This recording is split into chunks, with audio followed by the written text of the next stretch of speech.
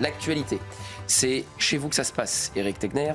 Vous êtes le directeur de la rédaction de Frontières. Vous êtes tous les soirs, évidemment, chroniqueur de 100% politique. Mais aujourd'hui, il y a eu un incident, c'est le moins qu'on puisse dire, à l'Assemblée nationale à l'endroit de plusieurs de vos journalistes, dont Louise Maurice, qui sera en direct avec nous dans un instant. Je crois qu'elle est déjà connectée. Je vais la saluer. Bonsoir, Louise Maurice. Merci d'être en direct avec nous. On va voir la séquence qui s'est passée à l'Assemblée nationale. Je refais un peu le film. Vous sortez un nouveau numéro de Frontières qui s'appelle LFI, le parti de l'étranger. Bon.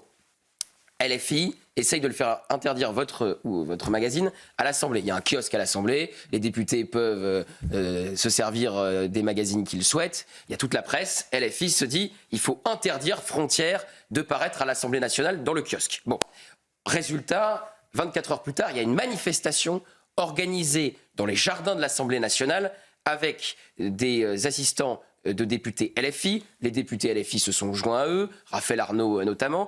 Ensuite, vous avez même eu des députés de la NUPES, Arthur Delaporte, qu'on va écouter dans un instant, et des membres de la CGT. Donc maintenant, il y a la CGT qui vient avec des drapeaux manifester dans les jardins de l'Assemblée nationale. Tout va bien. Et là, vous envoyez vos journalistes couvrir l'événement, et vos journalistes vont être bousculés, intimidés, mis sous pression, et Louise Maurice, qui va être avec nous dans un instant, se retrouve même dos au mur. Dos au mur, au sens littéral, face à une nuée de députés qui mettent la pression pour qu'elle arrête de filmer. Donc regardez la séquence, et puis Louise Maurice va nous raconter ce qui s'est passé. Avec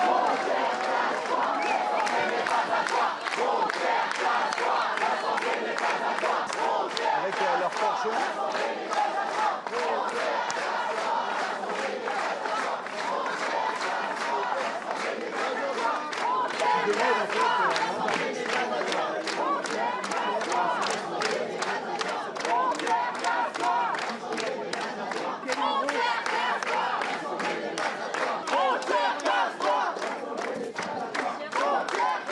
Bon, voilà pour cette séquence que vous allez continuer de découvrir pendant que Louise prend la parole. Bon, Louise, qu'est-ce qui s'est exactement passé? On vous voit bien, vous êtes dos au mur face à ce groupe de députés, d'assistants de députés, de membres de la CGT, et vous êtes très clairement intimidés.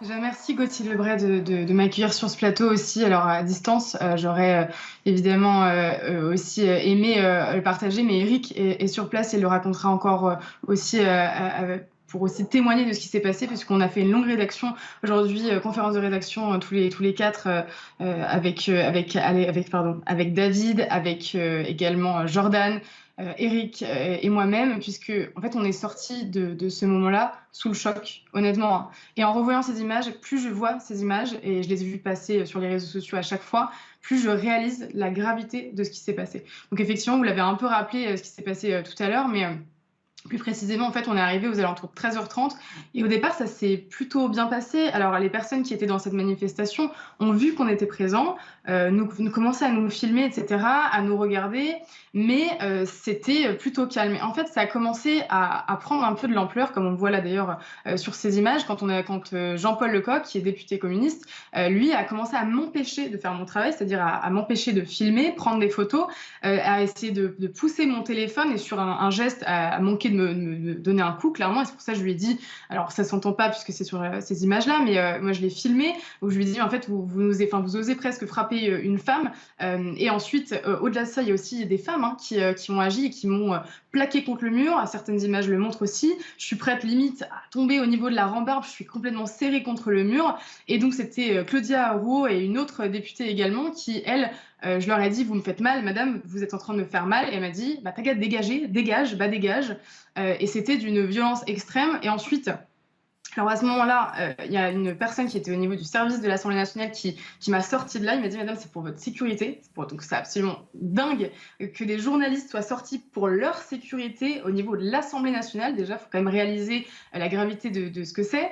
Et après ça, je me retrouve complètement coincée. Donc, Monsieur Bilongo, Monsieur Arnaud et Monsieur Delaporte, 3 députés de la France Insoumise et également, il me semble, du Parti Socialiste, qui me bloquent. En fait, j'étais complètement toute petite. Il faut aussi réaliser que je suis pas très très grande, je suis pas un très gros gabarit, et je me retrouve encerclée de ces hommes-là. Je me dis, en fait, à chaque fois, et Éric l'appuiera aussi, puisque avec du recul, quand on voit ces images, on n'imagine pas une seule seconde ça se passait avec un journaliste de gauche en face de personnalités de droite.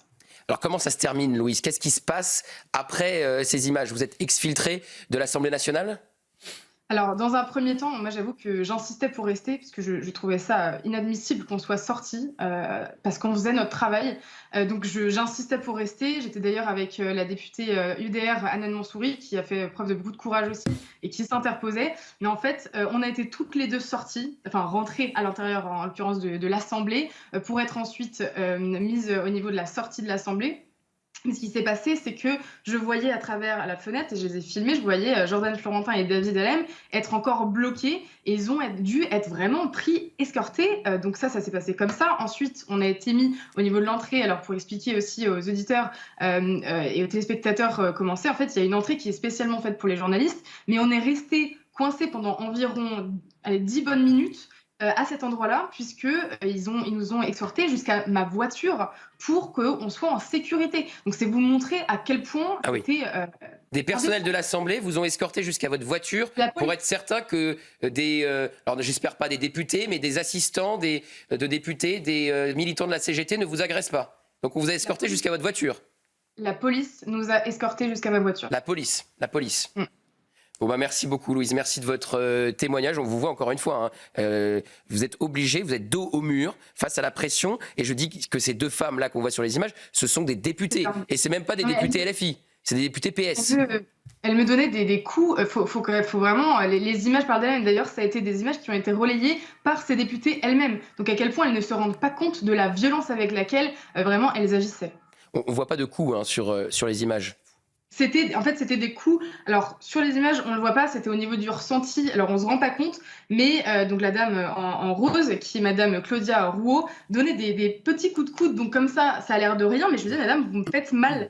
C'était insistant et très intimidant. Merci beaucoup, Louise. Merci beaucoup, Louise Maurice, d'avoir été en duplex avec nous. C'est vrai, Johan, si il y a Éric Tegner, qui est directeur de la rédaction, vous êtes le patron de Louise qu'on a écouté à l'instant, et vous allez réagir dans un instant après que le tour de table ait commencé et après les différents éléments que j'ai à vous proposer. Mais Johan, imaginez 2 secondes la même scène avec une journaliste de l'Humanité d'une vingtaine d'années. Louise disait à l'instant, je ne suis pas un gros gabarit, qui se prend toute une bande d'assistants de députés, de députés, de militants de la CGT qui font pression sur elle comme ça pour qu'elle arrête de faire son métier. Mais si ça avait été des députés du Rassemblement national qui avaient fait ça à un journaliste de Libération ou de l'Humanité, ça serait sur toutes les chaînes info.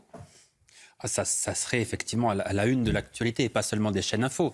Ça ferait évidemment les gros titres de toute la presse. Mais ces méthodes-là, en fait, ce sont les méthodes classiques de la France insoumise ou de l'extrême gauche en général. Ce qui est plus surprenant, c'est qu'il y ait des députés du Parti socialiste, c'est de dire à quel point la France insoumise a déteint sur le Parti socialiste, puisque maintenant, même une partie du PS adopte les méthodes de l'extrême gauche. Donc c'est dire à quel point l'heure est grave, mais au fond, ce sont les méthodes classique de l'extrême gauche. L'extrême gauche est l'ennemi de la démocratie, c'est-à-dire qu'ils sont contre la liberté de la presse, contre la liberté d'expression. L'objectif de l'extrême gauche aujourd'hui, c'est d'utiliser tous les moyens possibles pour faire fermer frontières, pour faire fermer CNews, pour nous empêcher de faire notre travail. En réalité, je vais vous expliquer ce qui m'est arrivé aujourd'hui. Aujourd'hui, j'ai été insulté par Aymeric Caron, qui m'a traité d'ordure. Pourquoi est-ce qu'il m'a traité d'ordure? Mais simplement parce que, comme les journalistes de Frontières, j'ai tenté de faire mon travail correctement. J'ai tenté de débusquer la stratégie de la France insoumise, toujours en m'appuyant, comme le fait Frontières, sur des faits, sur des éléments factuels. En fait, nous ne faisons que notre travail, mais c'est pour ça qu'ils nous détestent. C'est pour ça qu'ils veulent nous faire fermer. Parce que nous révélons au grand jour qui sont vraiment ces gens, qui sont ces députés, qui sont leurs assistants parlementaires. Parce que, comme le fait Frontières, c'est très intéressant de savoir qui sont les collaborateurs de la France insoumise. Donc, ils veulent nous empêcher de travailler, ils veulent nous intimider, mais je crois que nous devons leur répondre d'abord, moi, en portant plainte contre Aymeric Caron, naturellement, puisque j'ai été insulté. Pour injure publique. Mais naturellement, et ensuite, en faisant notre travail correctement, comme nous l'avons toujours fait, pour, voilà, encore une fois, montrer quelles sont les méthodes de ces adversaires de la démocratie. Alors, écoutez plusieurs réactions à l'Assemblée nationale. Vous allez voir, alors notamment la députée qui a pris ensuite Louise sous son aile, Hanan Mansouri, qu'elle citait, et au contraire Arthur Delaporte, député PS, qui faisait partie de ces députés qui ont fait pression sur votre journaliste, Éric. J'ai souhaité témoigner mon soutien à Frontières, qui exerce le métier de journaliste comme vous ici à l'Assemblée nationale, et parce que je considère que la liberté d'expression doit être garantie à l'Assemblée nationale. Je demande des sanctions envers les députés qui ont bousculé les journalistes de Frontières et qui ont été obligés de quitter l'Assemblée nationale. Je demande également des sanctions aux collaborateurs qui ont organisé cette manifestation. Aujourd'hui, on a non pas un média, mais un torchon qui confond d'une part des engagements politiques. On peut récuser ce que disent certains. Moi, je ne suis pas d'accord avec l'ensemble de leurs expressions. Et pour autant, on n'a pas à confondre les genres entre d'un côté un engagement militant et de l'autre un travail salarié et politique. Bon, Rachel, quand vous voyez une jeune femme comme ça qui tente de filmer à l'Assemblée nationale et qui est mise sous pression, intimidée, Louise nous a dit qu'elle avait pris des coups de coude de députés. Enfin, on est où en fait? À l'Assemblée nationale. Et vous allez voir dans un instant la réaction d'Yael Braun-Pivet, parce qu'il y a une inversion totale de l'accusation. Elle dit que c'est vos journalistes qui sont dans la provocation, Éric. Cette jeune femme a sa carte de presse. Oui. Cette jeune femme est journaliste. Ce qui caractérise une démocratie, c'est la protection des journalistes. Le métier de journaliste a une spécificité, en fait, que ce soit en droit international et en droit international, notamment par rapport à la liberté d'expression et le droit de faire son travail et la protection des sources, etc., etc. Qu'on soit au cœur de l'Assemblée nationale, c'est-à-dire au cœur de la démocratie, et qu'il se passe ces scènes-là, et Yohann l'a dit tout à l'heure, il a utilisé le mot de méthode, de disqualification, d'intimidation. Lorsque je vois cette jeune fille de 24 ans subir cela, c'est-à-dire que c'est inadmissible. Et après, on va nous faire des grands discours sur les générations futures, le développement durable, comment émanciper nos enfants, etc. Et voilà ce que fait l'extrême gauche. Très sincèrement, quelles que soient nos opinions, et c'est très précisément parce qu'on est au cœur de la démocratie, ces méthodes sont des méthodes honteuses, populistes. C'est des méthodes fascistes. Alors Éric, vous allez réagir dans un instant. Je rappelle que vous êtes le patron donc, de Frontières. Mais Éric Revel, je veux vous faire réagir à Yael Braun-Pivet. On a vu les images, on a eu le témoignage de la journaliste Louise Maurice. Yael Braun-Pivet a fait un communiqué et vous allez voir, elle dit que c'est Frontières qui est dans la provocation. On voit quand même une jeune femme dos au mur, face à des députés beaucoup plus âgés qu'elle, l'intimider, il n'y a pas d'autre mot. La présidente de l'Assemblée nationale, Madame Yael Braun-Pivet, condamne fermement ces incidents. Elle tient à rappeler que dans l'enceinte de l'Assemblée, la liberté de presse s'exerce nécessairement selon les modalités garantissant le bon exercice par l'institution parlementaire de ses missions constitutionnelles.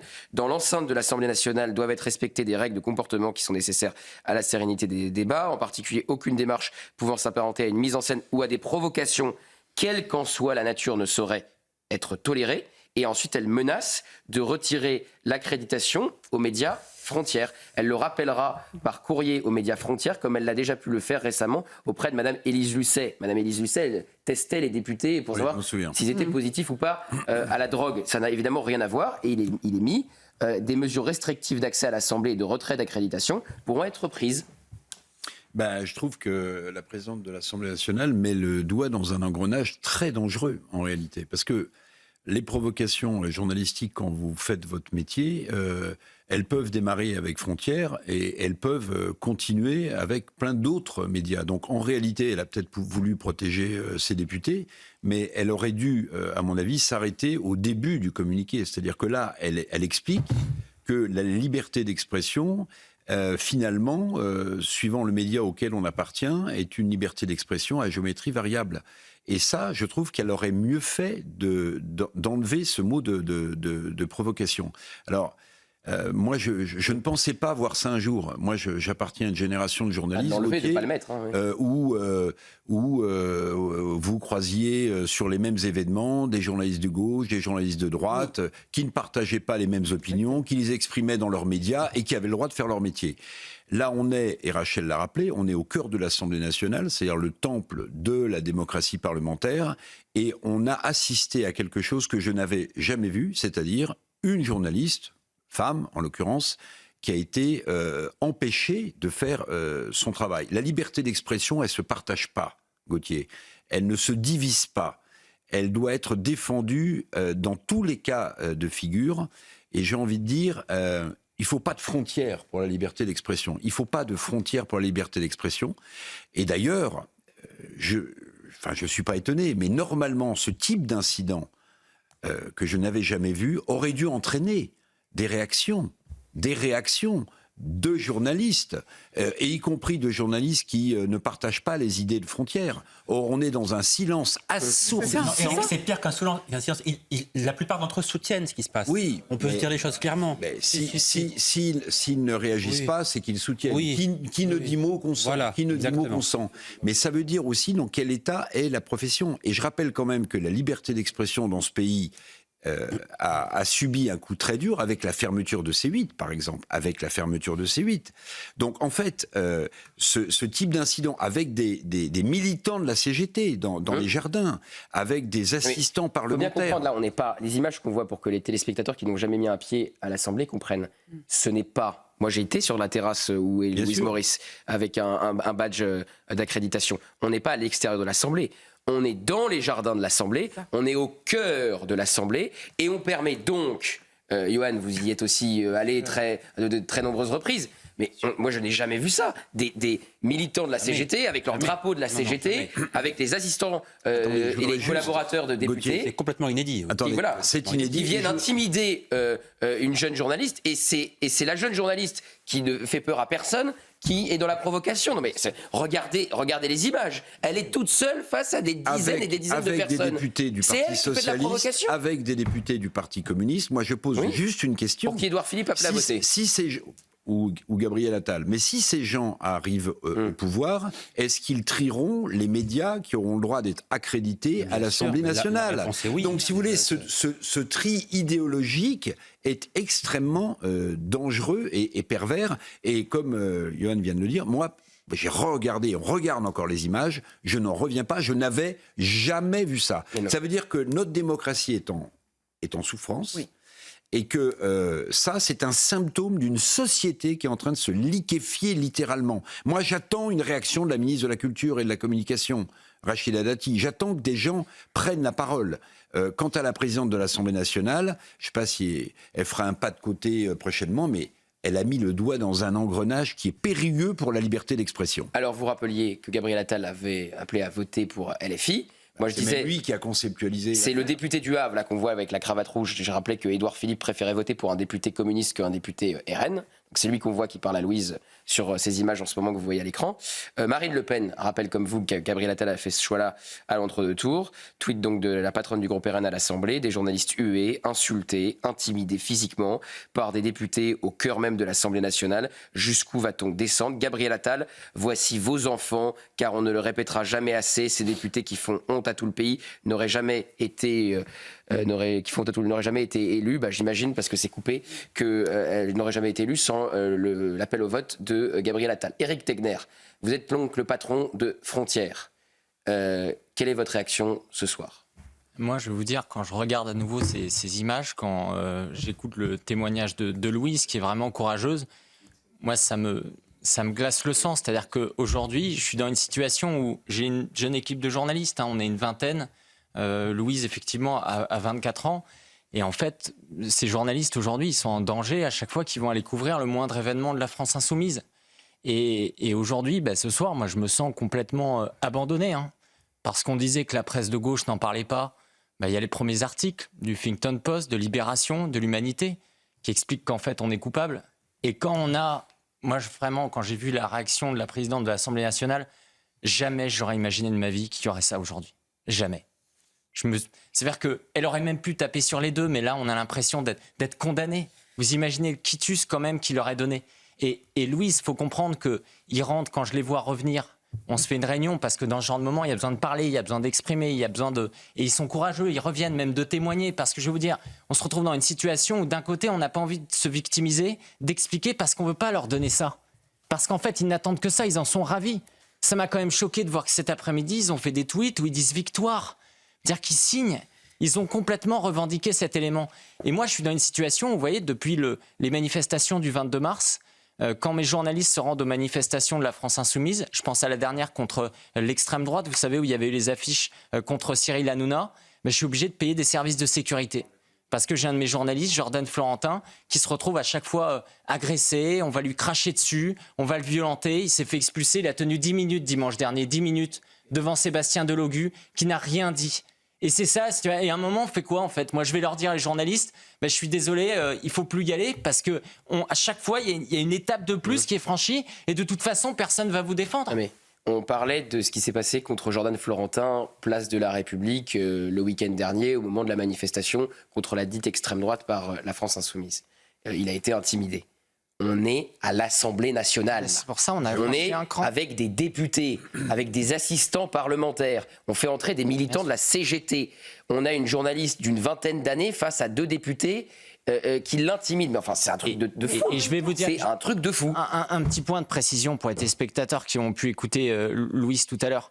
Louise, c'est une journaliste qui est une journaliste extrêmement sympathique.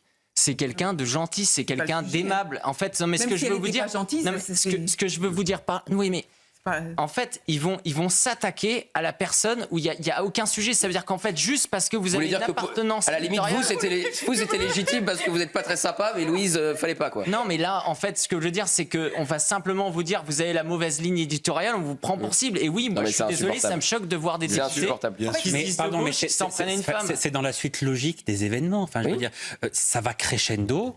On avait Sébastien Delogu qui faisait un tête contre tête avec le Benjamin de l'Assemblée nationale. Mais naturellement, c'est vrai. L'intimidation, c'est permanent avec LFI. Nous n'avons jamais atteint ce stade-là, mais si rien ne les arrête, ils iront encore plus loin. Bien sûr. Mais un jour, il y aura un drame. Moi, je vous le dis, à ce rythme-là, un jour, il y aura un drame, véritablement, parce qu'ils se sentent tout puissants. Ils sont, malgré ce qui s'est passé, soutenus, Eric l'a dit, par la presse de gauche. Donc, il est évident qu'ils ne peuvent qu'aller plus loin. Ils sont partis pour aller plus loin. Aujourd'hui, la violence et la haine est le seul moteur de cette extrême gauche. On l'a vu depuis leur élection au sein de l'Assemblée nationale. Cette violence et cette haine débordent aujourd'hui au sein de l'Assemblée nationale, mais cette fois-ci à l'extérieur. Et effectivement, ça va crescendo. Alors, on ne sait pas si on doit s'étonner parce qu'on n'a jamais vu ces images. Et en même temps, c'est la suite logique. Alors, il y a le PS qui a réagi. Dans son édition de cette semaine, le média d'extrême droite Frontières a mis en cause personnellement et nominativement des collaboratrices et collaborateurs parlementaires, les exposant ainsi à la vindicte et à la menace. Ces méthodes sont inacceptables. À la fin du rassemblement de soutien à ces collaboratrices et collaborateurs mis en danger, les députés socialistes et apparentés ont demandé sans menace ni violence aux journalistes de Frontières de se retirer avant d'éviter tout trouble. Face aux menaces et aux mensonges dont elles font désormais l'objet sur les réseaux sociaux, le groupe des députés socialistes et apparentés apporte son soutien aux députés visés par l'extrême droite et aux collaboratrices et collaborateurs parlementaires présents à ce rassemblement. Qu'est-ce que ça vous inspire, Eric Tegner ? En fait, nous, qu'est-ce qu'on a essayé de faire ? On a fait une enquête, on a travaillé, c'est notre rédacteur en chef Jules Laurent qui s'en est occupé. Ça lui a pris un peu plus de 3 mois. Il a contacté absolument tous les collaborateurs de la France Insoumise. Il a fait un travail déontologique pour faire une enquête. Et c'est ça qui les dérange aujourd'hui. Ils veulent interdire le magazine, ils veulent interdire un média. Pourquoi ? Parce qu'en fait, ça fait des années que de toute façon, on les laisse tranquilles. On dit rien. On n'enquête pas sur eux parce qu'il ne faut pas compter sur Mediapart, sur Libération, sur Le Monde pour le faire. Alors qu'ils ont des profils quand même absolument hallucinants. En revanche, d'un même côté, ça pose aucun problème que Le Monde, effectivement, au mois de juin de l'année dernière, fasse un article, les 126 collaborateurs des candidats aux législatives du Rassemblement national qui sont sulfureux. Aller retrouver le cousin de la grand-mère qui n'a pas les bonnes fréquentations. Et c'est ça, en fait. C'est aujourd'hui, clairement, c'est une logique de censure. Critiquer la France Insoumise, enquêter sur eux, c'est interdit. Et c'est ça qu'ils veulent faire. Et qu'ils en viennent à expliquer, on va vous menacer. Je pense à David Allen, je pense à Jordan, je pense à Louise. On va vous menacer si vous enquêtez sur nous. Mais vous croyez que ça donne envie à d'autres journalistes de le faire ? Franchement, vous croyez que ça donne envie de continuer à faire ce genre de choses ? C'est de l'intimidation, mais pas juste pour nous. Pour tous les autres. Vous pensez que les jeunes journalistes qui sortent d'école de commerce, ils ont envie de se dire, c'est bon, j'ai envie d'aller faire de l'enquête sur l'extrême gauche ?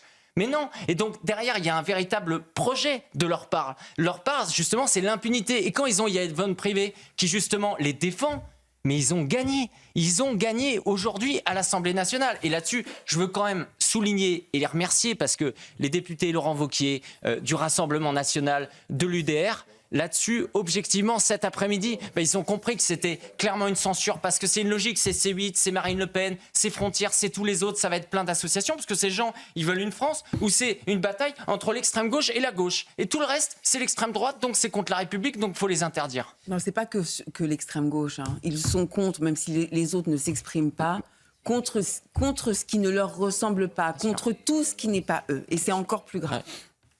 Bon, merci Éric, on comprend évidemment votre colère ce soir. On pense à la jeune journaliste Louise Maurice qu'on avait à l'instant sur l'antenne qui a été intimidée de manière totalement inacceptable à l'Assemblée nationale. Et encore une fois, si ça avait été des députés RN face à une journaliste de l'Humanité, ça serait sur toutes les chaînes de France et de Navarre.